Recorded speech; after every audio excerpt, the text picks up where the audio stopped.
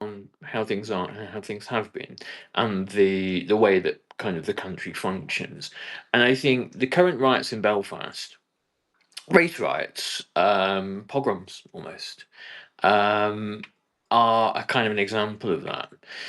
So we've had several years now of Elon Musk um, using Twitter, which he purchased specifically for this purpose, to amplify fascist messages in Great Britain. He does it all over the world, but he seems particularly obsessed with Great Britain. Um, and no doubt, side funds fascist groups in Britain too. There's ample evidence of that in kind of cash and in kind. So we've had several years of that, of a foreign-born South African, now US citizen, multi billionaire, funding violence in the UK, and the we see also kind of almost the complete inability of the British government to do anything about this. Um, the kind of collapse in the face of oligarchic power of the government to, almost say anything about it. I know Keir Starmer has kind of made some muted comment about kind of Elon Musk has got it wrong this time, some sort of pathetic, servile kind of minor offering. Where the reality is that a kind of unofficially declared asymmetric type war is being fought on Britain's streets, has been kind of declared against Britain.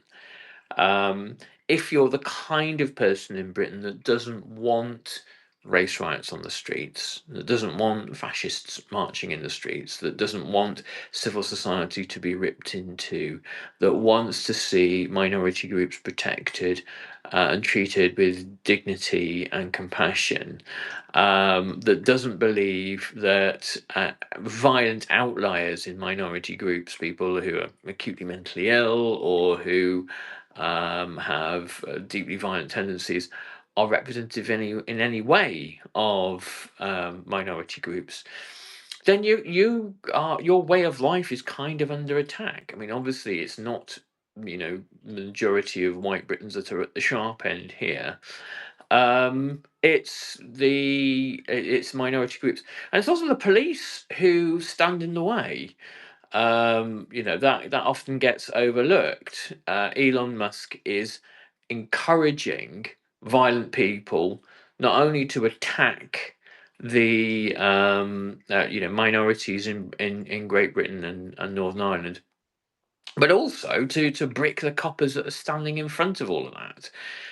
Um, and I think what this suggests to us, the fact that the response is so weak and so muted from our governments, they're so terrified of criticizing or being seen to criticize um, oligarchic power, particularly American oligarchic power.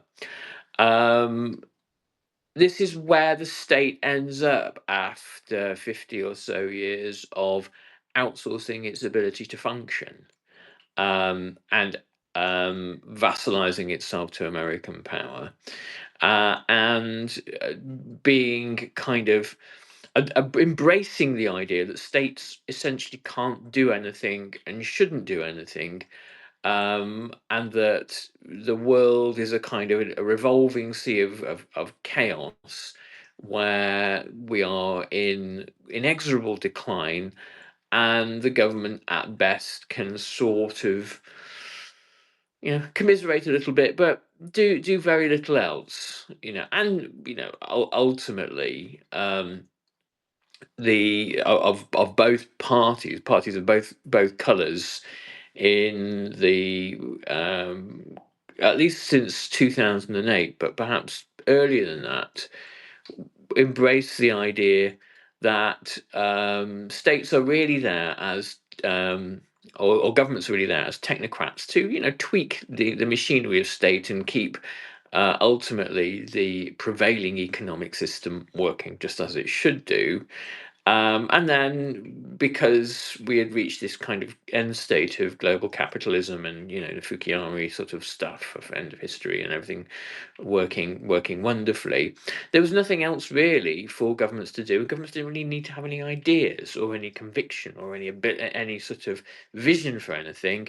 They're just there to, tweak the machine, and with, interest rates and a little bit of deregulation, and away you go.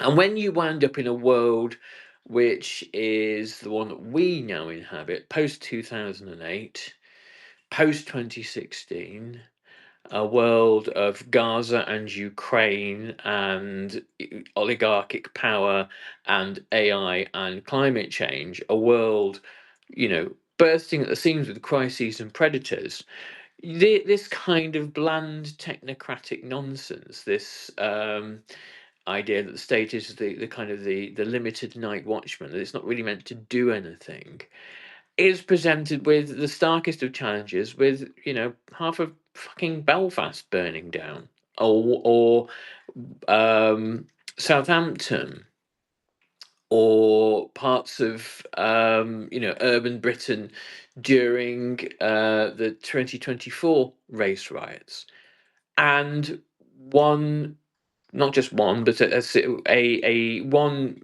particular individual encouraging this and amplifying it, and the British government too timid, too weak, too incapable to do anything about it.